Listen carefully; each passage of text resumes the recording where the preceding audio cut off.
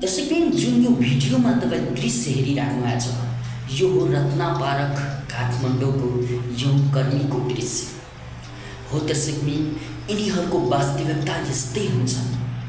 कसरी आफ्नो ग्राहकलाई डिलिङ गर्ने, के गर्ने, कतिमा जान्छ, कसरी सोधिन्छ भनेर म तपाईहरुलाई यो भिडियो मार्फत पुरा हेराउनुहुन्छ।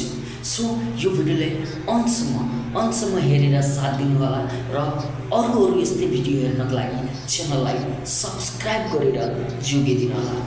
साथीहरु, तपाई यहाँ हेर्न सक्नुहुन्छ, यौनकर्मीहरू एकदम कति यौन एजका छन्, सबै पुरै यौन एजका छन्, तर यो यौन पेशा चुनेका छन्। उनीहरू यही पेशामा आफ्नो पेट पाल्छन्, कमाउँछन्।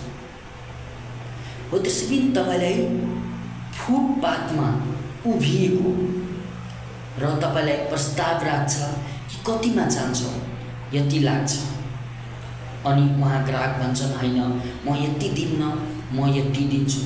जसरी त्यसरी उनीहरू डिल गर्ने गरिन्छन् क्या साथीहरू, डिल गरेर अनि कोठाभित्र लग्ने गरिन्छ। हो त्यसैबिन यही हो उनीहरूको वास्तविकता। आज यो मान्छेसँग सुन्छ, भोलि त्यो मान्छेसँग सुन्छ। मेरो एडभाइस, मेरो भन्नुको मतलब यो हो साथीहरू, कृपया तपाईहरु यो हदमा नजानु होला।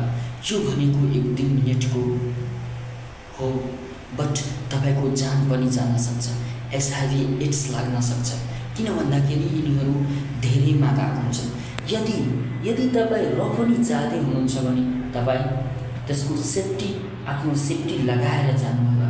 किनभने त्यस्तै जानुहुन्छ भने तपाईलाई गाह्रो पर्न सक्छ, तपाईलाई मौत हुन सक्छ। एचआईभी एड्स भनेको मौत हो साथीहरू, मौत हुन सक्छ। त्यही गरी यदि तपाईहरु जाँदै हुनुहुन्छ भने अलि आफ्नो सेफ्टी भएर जानु होला। यो दृश्य तपाईलाई